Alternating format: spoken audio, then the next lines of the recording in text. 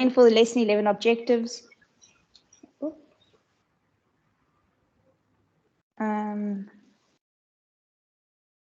okay, so it keeps trying to open up that tab.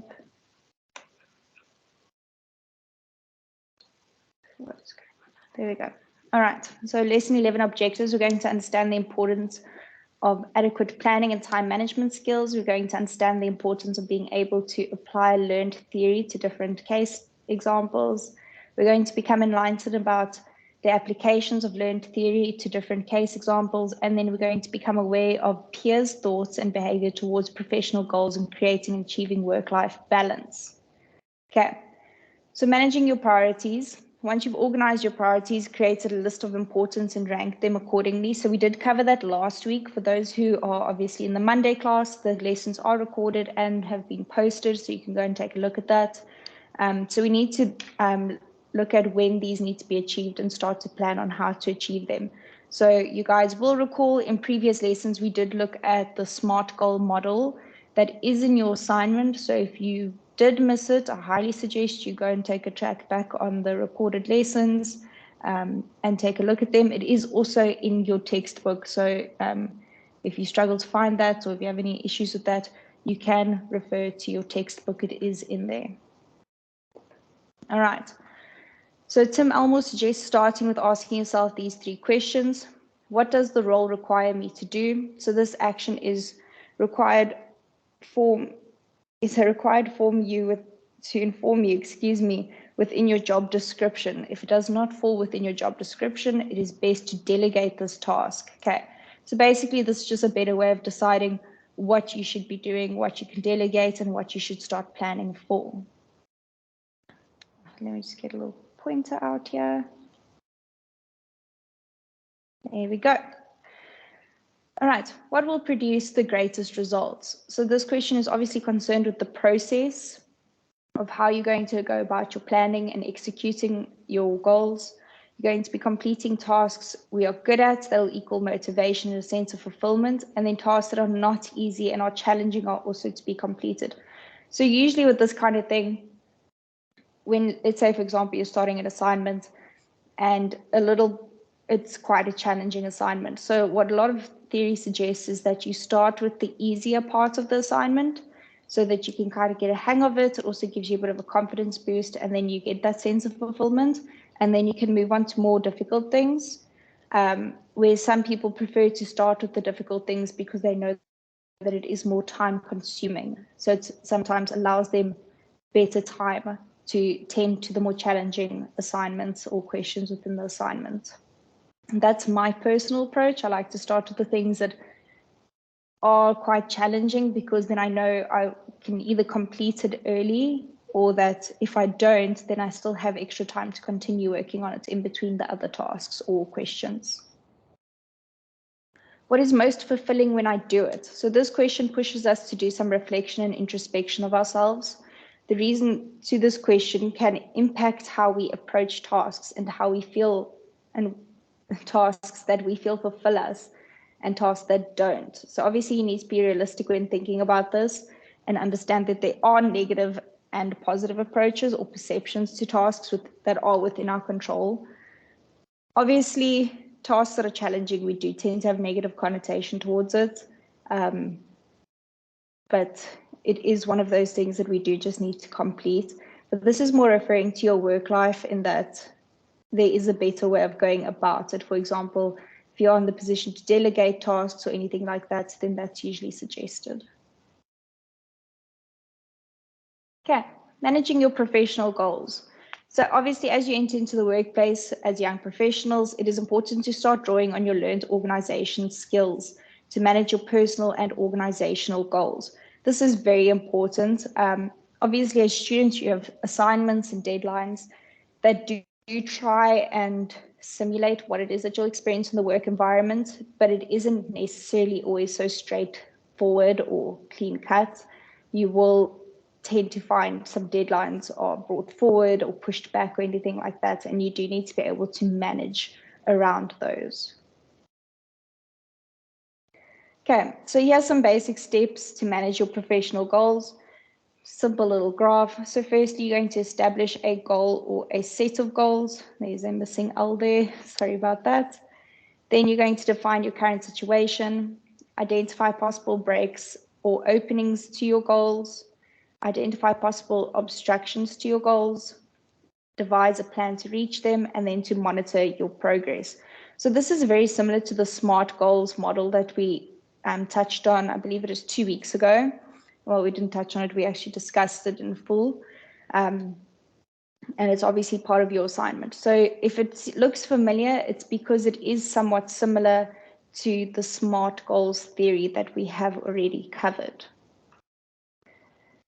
So the bigger picture, that is career pathing. So career pathing is the term used to describe the process employees use to plot their course for career development. So obviously this is going from having a career to having a profession. All right. So the things that you need to be aware of when you're doing this is firstly, the knowledge that you have, your own personality. Does it really match what it is that you're doing or what it is that you're planning? The skills that you have or the skills that are needed in order for you to get there, the drive and the motivation, and what exactly is the end goal of that. All right. I think a lot of the time people glamorize the end goal, but they don't realize the steps that go into it, if you know what I mean. So it's very important to take a look at all of that. And then also, if you yourself are able to go about it in that manner, if not, how will you ensure that you will be ready going forward in the future? So here's just a few career pathing tips. So make an effort to network, creating and maintaining relationships with relevant people within your past and present workplaces, work with diverse teams and try volunteering, and then also looking at things like LinkedIn, Facebook, Twitter, and even Instagram can be used for networking within a professional manner, especially looking at your generation in the field that you will all be working in. Making use of social media and online platforms is very important because it is the age of technology where majority of you may be working from home. You'll be communicating with your employers or your colleagues or people who work below you online and things like that. So starting to network on things like LinkedIn. I do know Facebook tends to be a little bit outdated, but a lot of time companies do still have Facebook pages. Twitter, you can also create a professional Twitter page. And then Instagram, that's also a really good way to get people to your business or to network with other businesses. All right, so I would not downplay networking online. Obviously, you also want to network in person, but those opportunities are fairly far and few between, especially if you're not already in the industry. All right. Do good and be good at what you do. So obviously, this is just referring to your general work etiquette and how you should go about it. So be noticed, stay relevant, and associate yourself with your impressive work. So stay relevant. This can also refer to taking on extra training courses, whether it's independently or your work has offered it to you. I always say that when your company has offered you a training course or anything like that, jump on it. It's always super important. And at the end of the day, you are the one who walks away with that. Irrelevant if you stay with the company or not. Participate in work socials, meetings, volunteer work, and constructive discussions. Stay relevant with your work in the area in which you work in as such procedures, trends, etc. That's also really important for the area that you will all be going into. Staying relevant with procedures and trends, etc. Knowing what new technology is out there, knowing what it is that is new in your field is very, very important. And then upskilling yourself by attending workshops, conferences, classes, and learning new technology. So as I've already explained. So get a mentor. Getting a mentor is quite I don't want to say it's new, but it's definitely new to our generation. Not many people have mentors. It is something that was coined in the previous generation, but it is something that we are returning to in the industry today, where you get someone who can mentor you along your career path. So this is where you can approach someone within your industry or within your company, ideally someone that is higher than you. And then they can just kind of give you some guidance, some constructive criticism on how to navigate projects or people, or maybe you're uncertain about where you should be going with your career and things like that, and they can then provide that kind of guidance. So branch out to other areas of your industry and make yourself marketable. That's very important. A one-trick pony is exactly that. It's just a one-trick pony. So being able to do multiple things within an industry is very attractive, not only for employers, but also for you if you choose to become an independent. All right.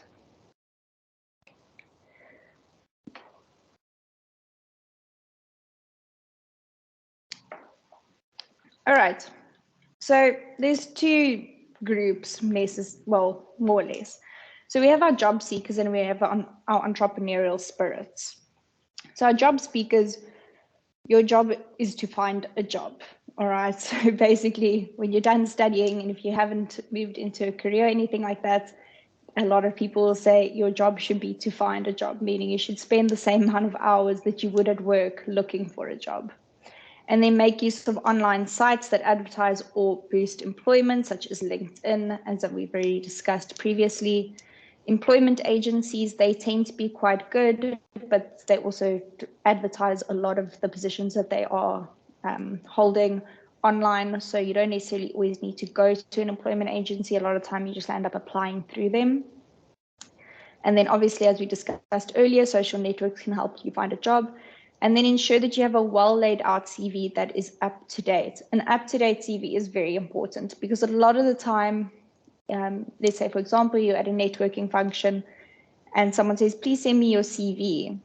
You know, they're kind of expecting it the following day or something like that. But when you're having to update it, it can then sometimes take 2 or 3 days, depending on how busy you are. So having an update CV on your desktop at all times is very important. All right. And then make an effort to work on your interview skills. Then we move into the entrepreneurial spirit. This includes owning your own business or freelancing. So these are for all the independents or people that want to become independent. You'll make use of planning and analytical skills. Obviously, you need to be realistic and have a business plan. Business plans are very important and underrated. We do touch on them in the subject. We do look at analytical reports and things like that, and then also research proposals, which actually falls into becoming a business plan. So that is actually included in your guys' next assignment. So we will be covering that in more detail. Okay, then we look at achieving your work-life balance. So this is kind of like just to ensure that people don't fall into burnout. So it is becoming more and more common for individuals to become completely consumed by their work life as they start to neglect their social and personal life. You guys will actually see further on in the lesson how technology has brought this about. So the roots of the problem of not having work-life balance is firstly work pressures can equal to a work-life imbalance, and then factors that contribute to the pressure fall in one of the following, or actually can fall into all of them. So you get organizational related pressures or contributions, self-related contributions, and then technology related contributions. You guys can go to page 82 of your of your textbook. There is a small diagram that has a few of the stuff listed, but we are obviously going to discuss it further. So looking at organizational pressures. So we get contributory factors, and then we have culture of the organization. So looking at the contributory factors, we can look at the workload, excessive demands, corporate culture, demanding deadlines, increased competition. So these all have implications on your personal and social life. So obviously, if you've got a large workload that you actually can't get through in your allocated hours, you will start working overtime. Excessive demands, meaning you're also having to fulfill a role outside of your employment, your primary employment, that can then fall under excessive demands. The corporate culture. So corporate culture, a lot of the time, it is almost like an unspoken rule that you will work overtime regularly. And if you don't, then you kind of become seen as the slacker of the office. It almost just looks bad. So that's a lot of time in corporate cultures. Demanding deadlines. Obviously, this is a reality, but of course, I think this is definitely more from those who are working at smaller companies, smaller industries, who are fulfilling multiple roles, and also independence, where you have demanding deadlines and that it isn't necessarily always realistically laid out. It's very, well, that's just when the project needs to come to an end. So that is the deadline. And then increased competition. So increased competition also is closely related to corporate culture. Increased competition, again, it's almost like that unspoken rule that you will be working overtime, or maybe you're both competing for a promotion or a certain position. So the office will start to compete with one another. And a lot of time, the way that people can compete is to make the managers or their supervisors see them being busy or see them physically being in the office, that kind of thing. All right. So looking further into culture of the organization, we can look at internal politics, the lack of support and competence, and then management dismay. All right.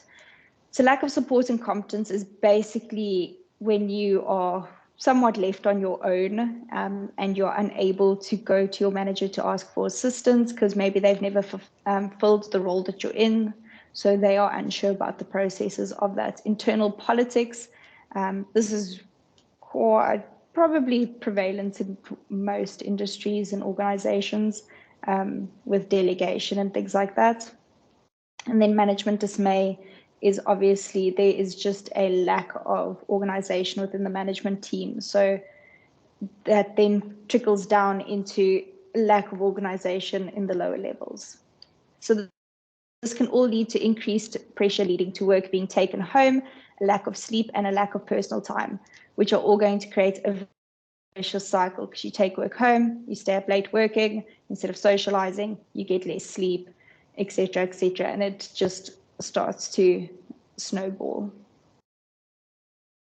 And then self-inflicted pressure. So I'm sure a few of you will be able to relate to this. So this is when your internal drive, you have an internal drive to do more, extremely ambitious, maybe you bore easily or anything like that, you enjoy being busy.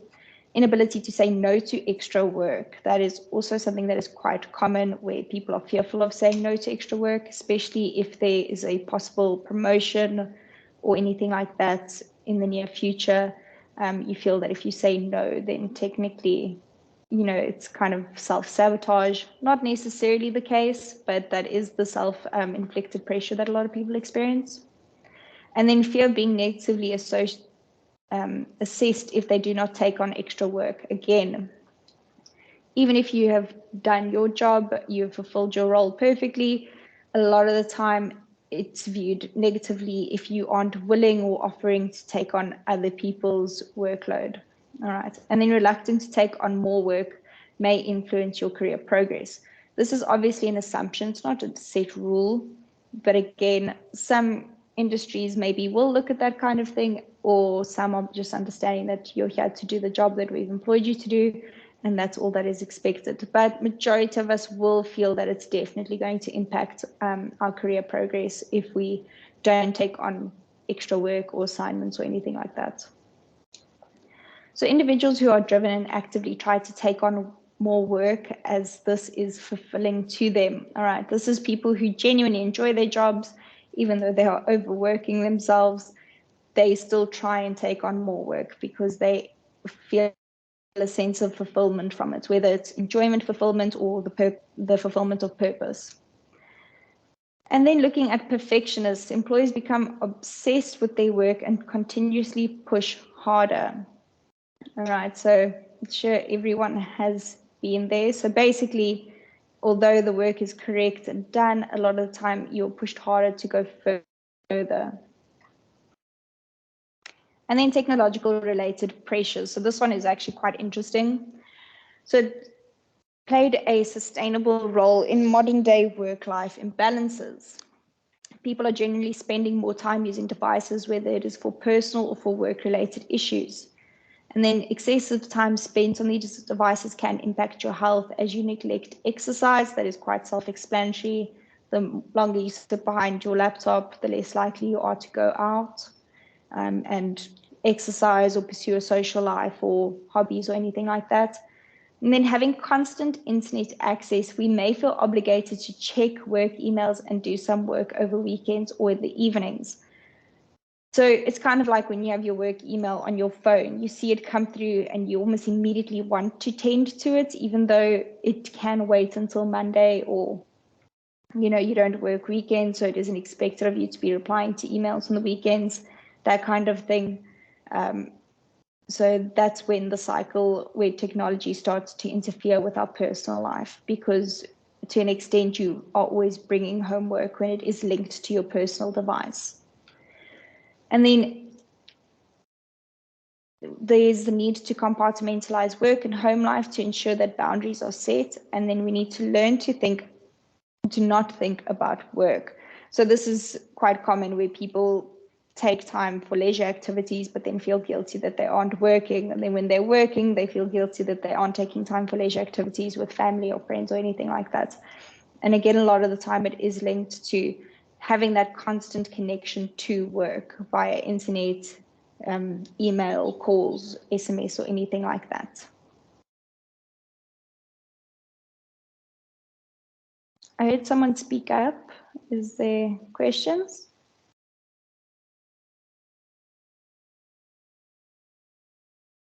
All right.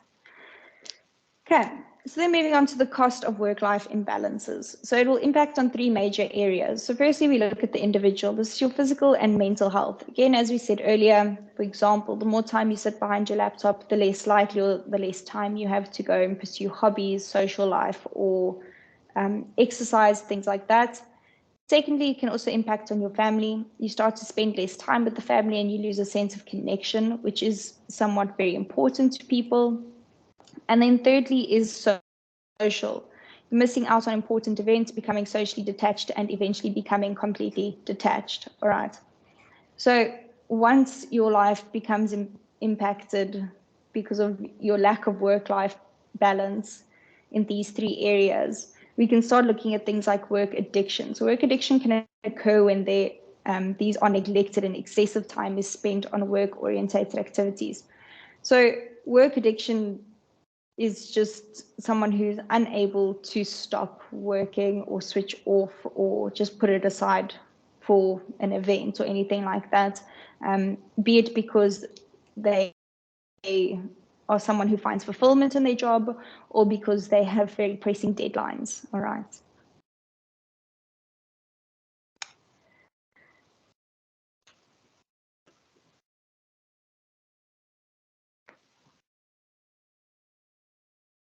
All right, so work-life balance versus work-life integration. So work-life balance. This concept implies that you must leave your personal/family life behind when you're at work and vice versa. So basically, when you're with your family, you don't think about work, you don't tend to it. And when you're at work, you don't think about your family and you don't tend to them. So this term has been heavily criticized and is extremely outdated.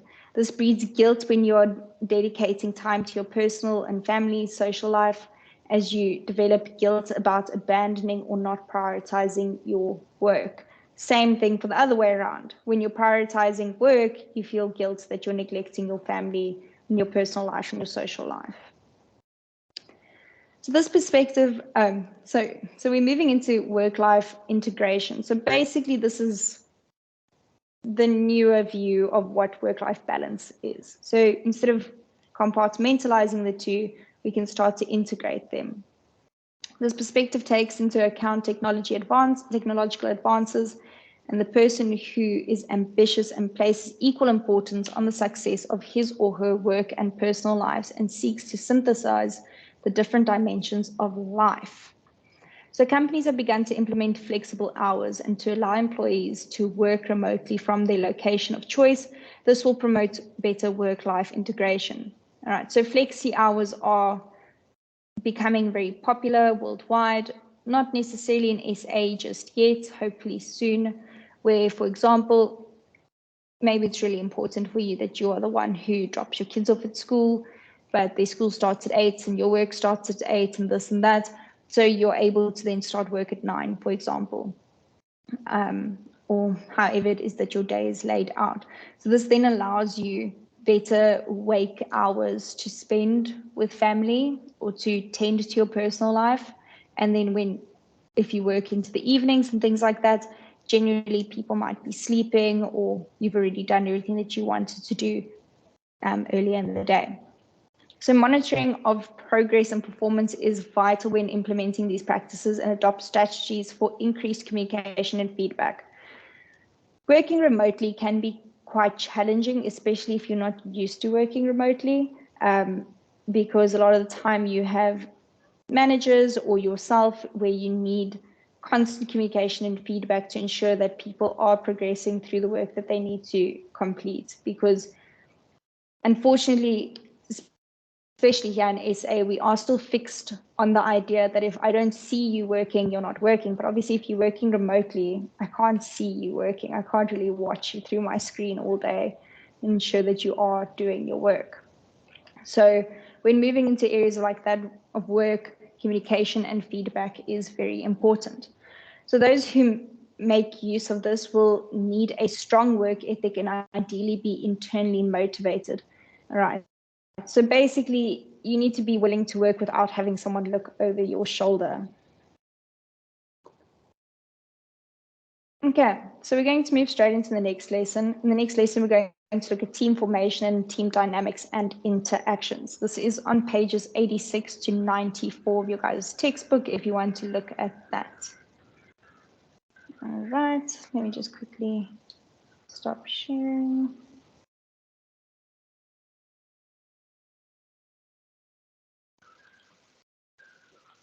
Okay, for those who've joined a little bit later on, please make your team's name, your surname, and your student number. It just helps with registration. I see there's a message. Okay, there we go.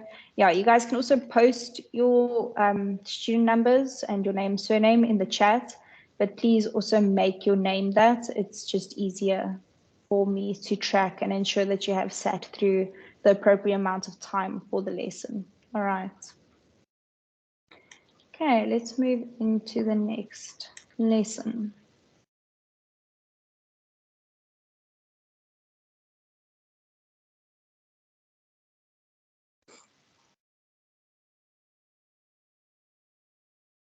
Okay, I'm going to give you guys like 5 minutes to quickly change your names and stuff, and then we'll get started with the next lesson.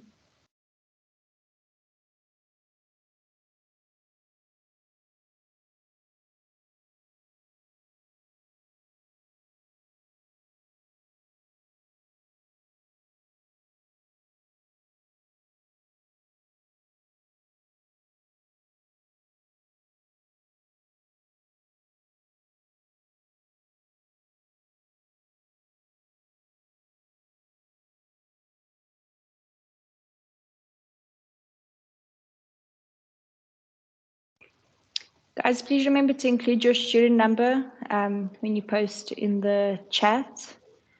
I do see a lot of you have changed your names to your student number and everything. Thank you for that. Those who haven't included their student number and their name, please do so.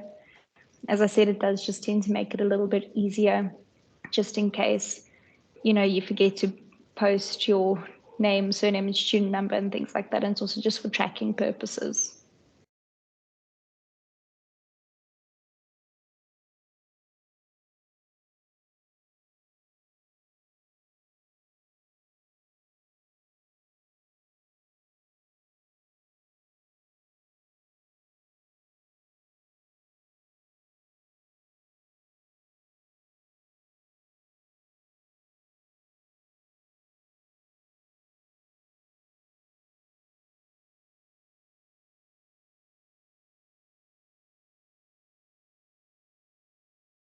All right, let's move straight into the next lesson. Okay, so after this lesson, I will give you guys an opportunity to ask any questions about your assignments if you have any, and then also we're going to quickly touch on our leader profiles. Okay, So lesson 12 will be focusing on interpersonal skills at work. So earlier we looked at intrapersonal skills. Now we're looking at interpersonal skills at work. So a quick recap of chapter 2. We looked at knowing your personality. We looked at different worldviews that people hold. We got to know values, interests, skills, personal and professional goals. We looked at managing your time, stress, and priorities through the podcast. We looked at managing your professional goals, and then, of course, achieving work-life balance or work-life integration, which is the updated term. So the lesson objectives for lesson 12 are to understand the role and importance of various stages of team formation. We're going to understand the intricacies of team dynamics and then be able to observe different roles and responsibilities within a team. So interpersonal skills is defined as, pertaining to actions, events, and feelings between two or more individuals. For example, interpersonal skill is an aptitude enabling a person to carry on effective interactions and relationships with others, such as the ability to communicate thoughts, feelings, or to assume appropriate social responsibilities. Okay, so that's basically just the definition of it. And then moving straight into knowing the team. So obviously in today's industry, majority of the workforce life, you will either be working in a team or have a team working with you, if I can put it like that. All right, so teamwork has been shown to be more productive than fragmented or individualized work. This is obviously depending on the organization and the type of work that you do, but in general, teamwork has shown to be much more productive. So teamwork, work that involves a group of colleagues who cooperate quite closely and are interdependent in achieving collective work goals. So basically that means that everyone needs to do what their role dictates in order for the team to complete their assignments, meet deadlines, or to achieve the goal of the team. Okay, so we do have a YouTube video here, but as you guys know, whenever I play YouTube videos on Teams, there's no sound. So please, I will share the link on the group, and then you can just click on it on our WhatsApp group and you can watch it on your phone or whatever. But please go and watch this. It is quite relevant. All right. So looking at understanding team formations. Teams move through various stages of formation when completing a task, assignment, or a project together. So this is just a quick overview of it. We are going to go into further detail. But firstly, we have forming, then storming, norming, performing, and adjourning. All right. So the stages in team formation. So specifically looking at the first one, which is forming. So members orientate themselves around the goals and objectives of the collective goal. Basically, you all get informed of what it is that you need to do, what it is that you're trying to achieve. Individual objectives is to understand their role in the team. Basically, if you've been put in the team for editing, you need to know that that is what you are there to do. Having floaters within teams, it's a general term for it, tends to hinder productivity. So skills and abilities are evaluated to help gain an understanding of what skills and abilities everyone brings to the table and what can be utilized. All right. So usually before you even place in a team, what you're able to do, produce, what your skills and abilities are is evaluated, and then you're then allocated to the team within your role based on that.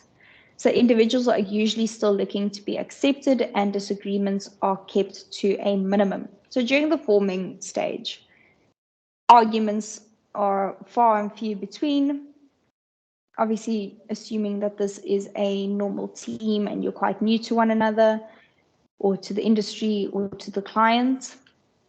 And then obviously human nature, everyone is still looking to be accepted. Then once you've completed forming, everyone more or less knows what it is that they need to do, and you're aware of what the goal and objectives of the team are, you'll move into storming. So storming is made up of a few power structures that will then be determined. So as members get to know one another, they become more opinionated and honest. Obviously, that's how it is. If you think even if you are befriending someone new, the more you get to know that individual, the more honest you can be with them and the more opinionated you can become, whether your opinions align with one another or whether they are conflicting. And then the power structure of the team becomes of greater importance and members work to establish their place within it. So by the time you start moving into storming, you will then be able to identify who is it that would like to be, for lack of a better term, team leader, who is it that is going to manage the rest of us, and who will be creating schedules.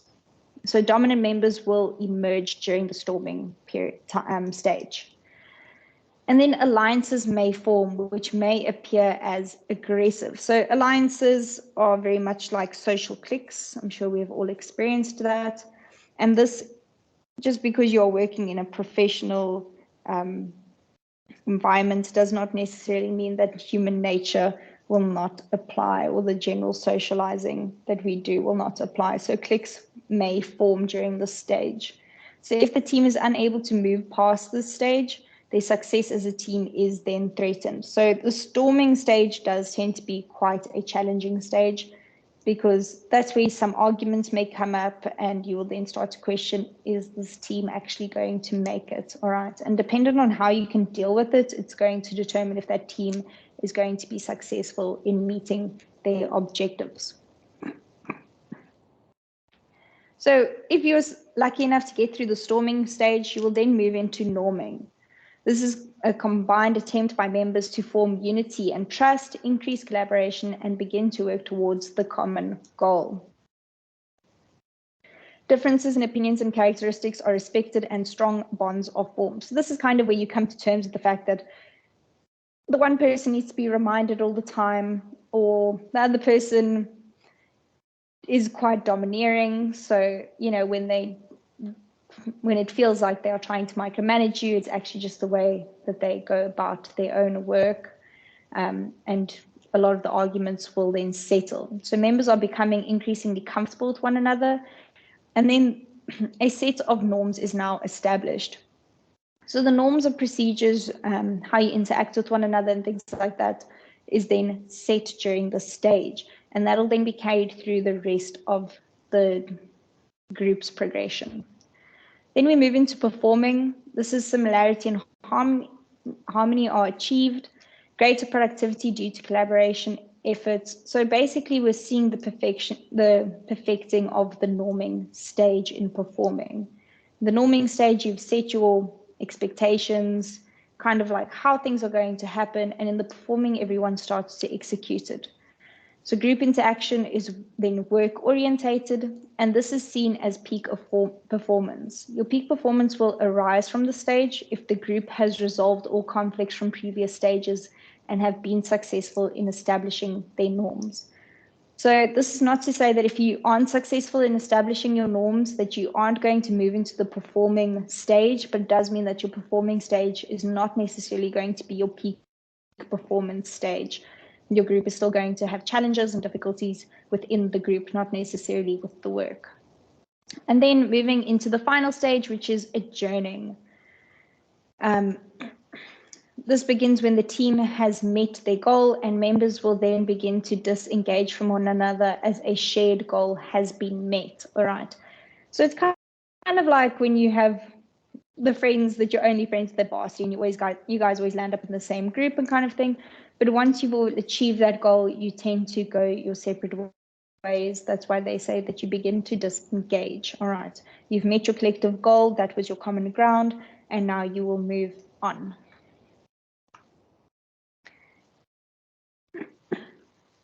So the model that we have just looked at is optimal for teams smaller than 12 people, the ideal number being between 10 and 12.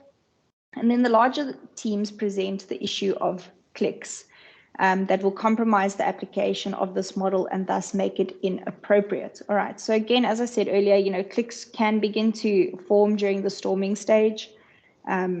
And the larger the group, the more cliques there are.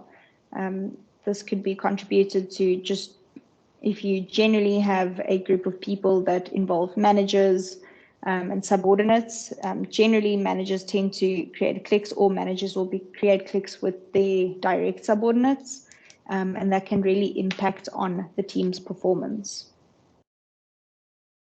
So then looking at team dynamics, we've now just looked at how teams are formed. So now we need to look at the in-betweens of the team dynamics. So team dynamics, the behavioral relationships between the members of a group that are assigned connected tasks within a company. All right. These dynamics have a direct influence on the aspects such as productivity, employee turnover, retention, job satisfaction, and company profits. So basically, the more effective your team dynamics are, the less employee turnover you will have. So employee turnover is basically how many times within 5 years have they had to hire someone to replace a certain position, a certain role. High employee turnover tends to imply that the teams within the company do not work very well with one another, or maybe the company does not have a very good corporate culture. So factors that can influence your team dynamics. So we look at social interaction. So this is group influence is noted when members dominate, befriend, or compete with one another. So formal contracts of socializing occurs during meetings and work events, and then informal interactions and socializing occurs during social and outside work functions. All right. So your social interactions can be seen as formal or informal depending on where they take place and what is discussed during those times. And then status. This looks at hierarchies that arise within teams. Social status are assigned with regards to characteristics that define the role occupied. So looking at a formal status, this is awarded due to your status or your position within the company, or having received an actual award or anything like that. And then your informal status, this can be based on your age, sex, race, education, and or skill. This may not necessarily hold a formal title within the company, all right? But it's kind of like if we look at age over here, you can achieve an informal status by being maybe one of the older people in the company who have been there for longer. Even if you're not high ranking, a lot of the time you do have somewhat of an informal status, quite high, because you are seen as having been there the longer, so you may know more, and also because of your age. All right.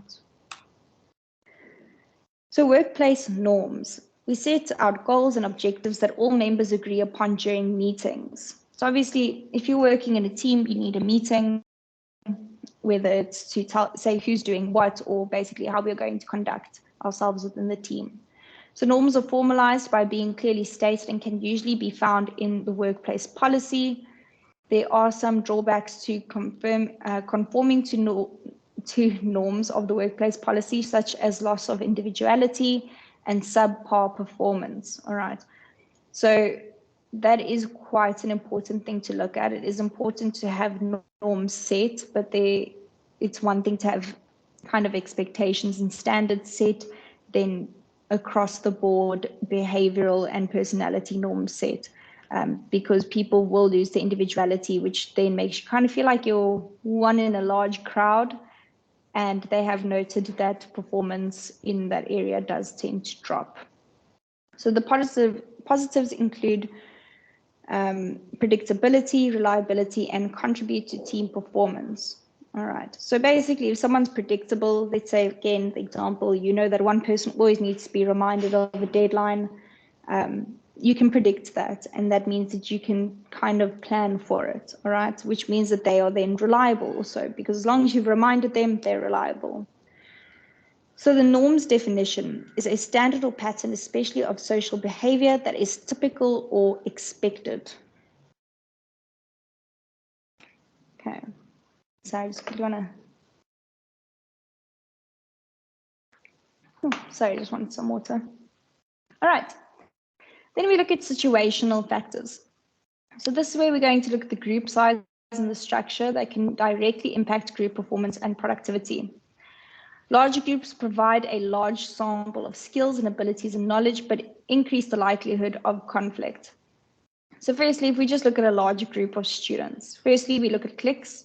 Secondly, we look at how difficult it is to manage them, even sometimes just getting, well, now I'm thinking about school kids, getting school kids to settle down in class and things like that. So the larger the group, the more challenging it is to control them, and there is a high likelihood of conflict. But the upside of that is, if you have 50 people in a team, you probably have a lot more varied skills than what you would if your team was only 10 people. Right, so smaller groups of 2 to 10 members tend to perform better and present less conflict due to all having a chance to contribute. All right, this is also where we see how maintaining your individuality and not being thrown into a crowd of team can actually improve your work, because if something is not correct or something is subpar, it is then quite easy to say, okay, well, there's only 10 of us, so, you more or less know who's worked on it and things like that, and there's definitely less blame. And then we look at structural factors. So this is geographical distance between members, and this can influence the group. So cultural differences of the group can also influence the group, as the different cultures of the group can impact and the conformity of the group norms. So when we talk about geographical distance, we're talking about, if you look at which one would be easier, would it be easier to go next door to the office and ask someone a question, or is it easier to make contact with someone who is sitting in a different time zone and country to you, and it's the middle of the night for them, but it's the middle of the day for you, and then to ask them that same question? So structural factors can sometimes become quite challenging, especially when you need feedback or communication within a short period of time if a matter is pressing. And then cultural differences, obviously we're looking at, again, people maybe sitting in different countries who are all working together, or maybe just come from a different cultural background. That can also influence the group negatively, because sometimes there's communication differences, or as we've seen in the past, different cultures can breed different worldviews, which means it may take longer to come to grips with one another's views and how you express and communicate, etc. And then looking at the roles and responsibilities, members are expected to delegate and assign work to members, allowing them to assume to different role and responsibilities within the group. All right, so looking at roles specifically, a set of expected behavior patterns attributed to someone occupying a given position in the group.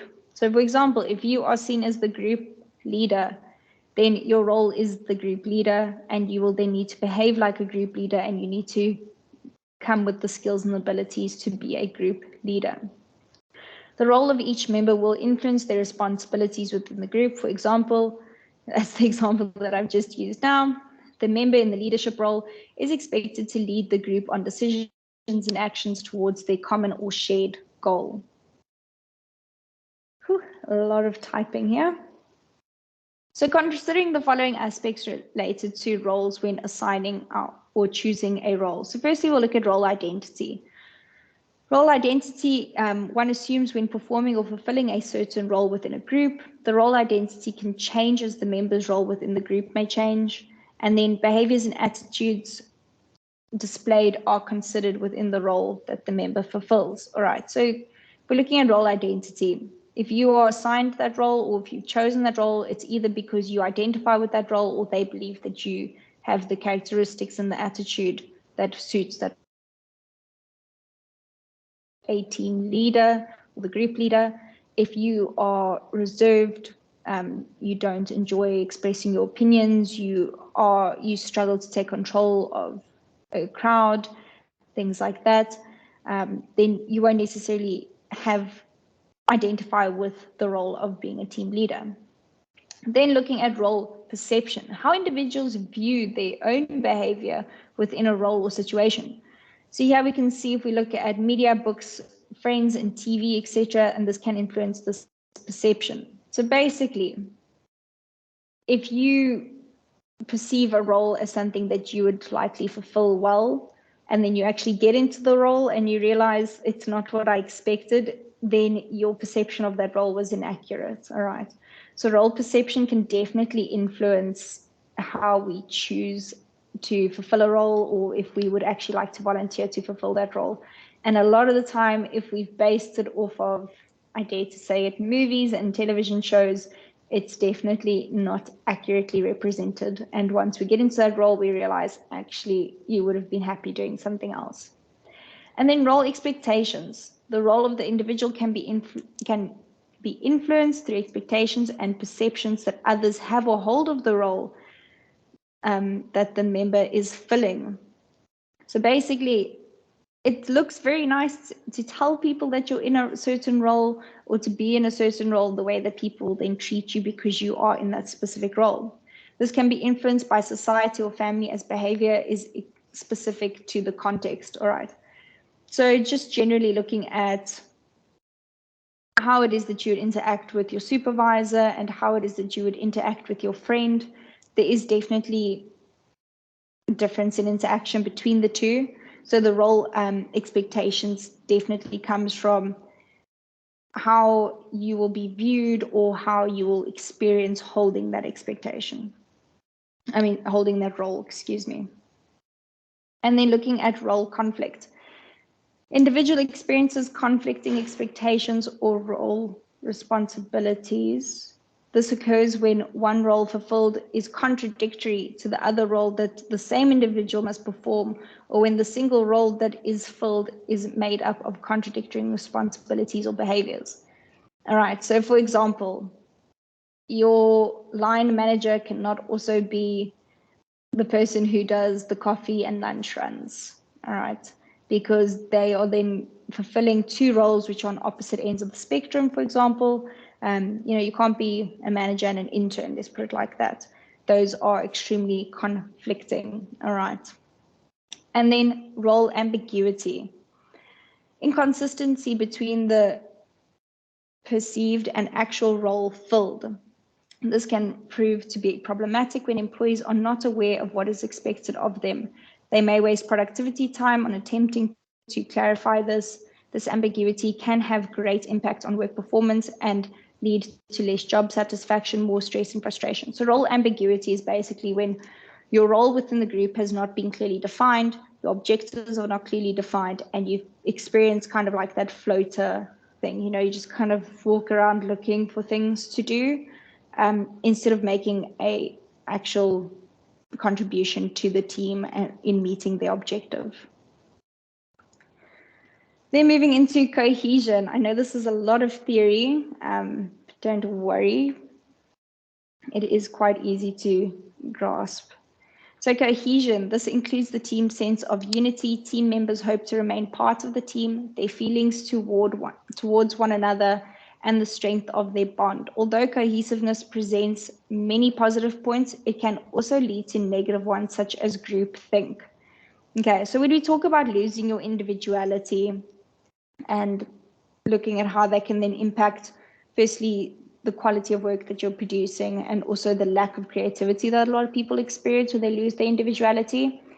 We can also look at groupthink in this aspect. So groupthink occurs when teams suppress views that may differ from their own in order to preserve group harmony. So basically, when you're rejecting ideas or conflicting or opinions that conflict with the group's general idea, you are then reducing being innovative. You're neglecting to be innovative, not reducing it.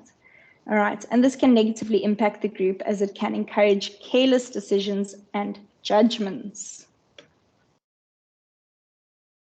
So creating a sense of belonging is usually very important. As human beings, we all seek to belong, whether it's at home, in our social life, or in our work life, or simply just in a group project. So a sense of group belonging. This is expected that group members identify and view themselves as part of the group. Common attributes of an organization can contribute to the extent that members feel a sense of belonging. The more similar individuals are, the more their sense of belonging. Greater diversity in groups can lead to greater heterogeneity, or opinions within the group, but has also shown to produce a higher member turnover than groups who are more similar to one another. Okay, so basically, The more similar you are to a group of people, the more likely you are to feel a sense of belonging. So it's the thing of birds of a feather flock together. All right. And what they have seen is that the more diverse a group is or a team at work is, the more likely it is that their productivity is going to be hindered and that they may have a higher rate of employee turnover. So this can then also again link to the topic of world views, where we look at people who are diverse, assuming different ages, sexes, different backgrounds, different cultures, etc. We can then look at how being in a diverse group, is actually just more challenging due to us having to adopt and understand one another's worldviews. And it could also be an interesting thing to look at it. If everyone were to be understanding and more accepting of one another's worldviews, would performance and employee turnover still be negatively impacted?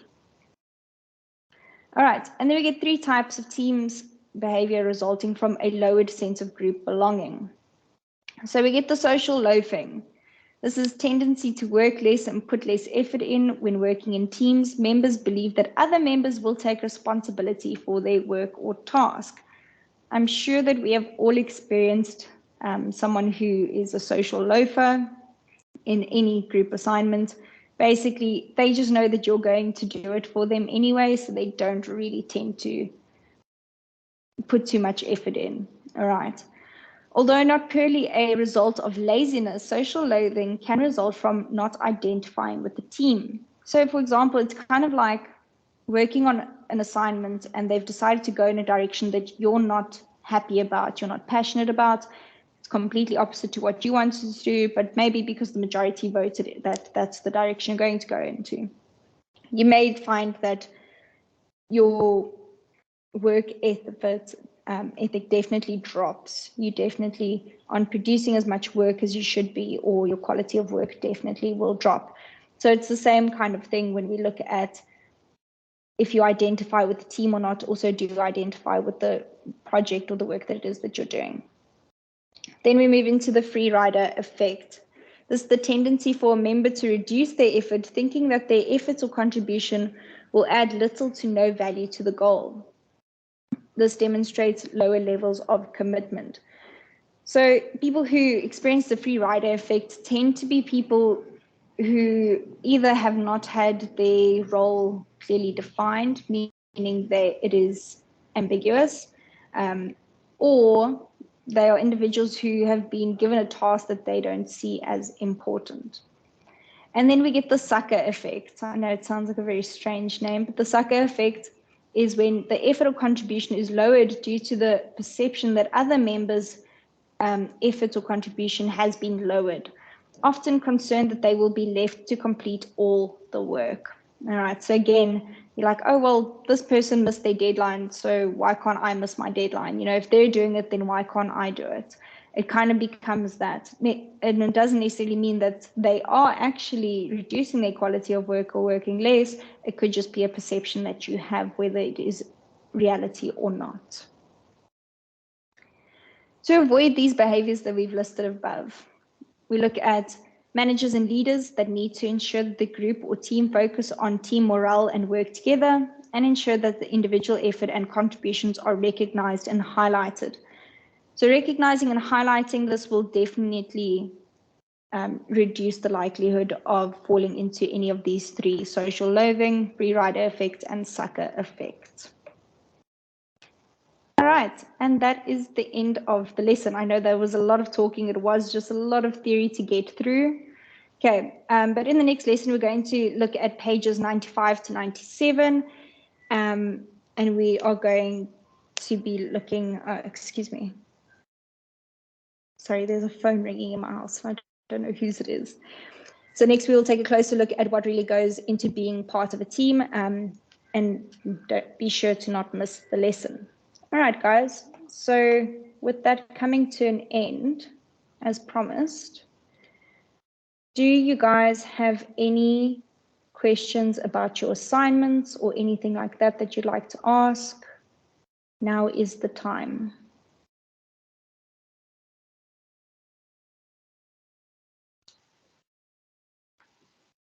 No questions. Okay. So guys, just a reminder. Morning, ma'am. Morning, how are you? I'm good. How are you, ma'am? I'm well, thank you. With the interview, I'm having a problem with the case study because I went to 3 places and the managers were complaining about the length. Is it fine if I summarize the whole thing for them or like highlight the prominent things that are on the case study? So when you say case study, are you referring to the article that they need to read? Yes, ma'am. Yes. Oh, wow. Okay. And they think it's too long. It's like a page and a half. Okay. Yeah, you know what? I'm going to say yes. You are more than welcome to summarize it for them. Make sure that you've included all the important talk points that you want to discuss specifically. And then you can just kind of give them the summary. They just need to read through it. The only reason we need them to read through it or to understand the case study is so that when you're discussing it with them, that they can elaborate on it or at least know the objectives of the interview. So basically, it's the case study is a guideline of the questions that are going to be asked by us. Yes. Okay. Thank you. It's a pleasure. Okay, guys, and then just a reminder, the referencing on your assignment is incorrect. So please do not copy and paste the referencing from your assignment from the brief into your assignment. It is incorrect and you will lose marks for that, okay? So please make sure that you do that, okay? All right, but otherwise, if there's no more questions, then you guys can log off and you must enjoy your day. Please remember, you can always ask me questions on the group or WhatsApp me. I do try and get back to you as soon as I can. All right, but otherwise, enjoy your day, everyone.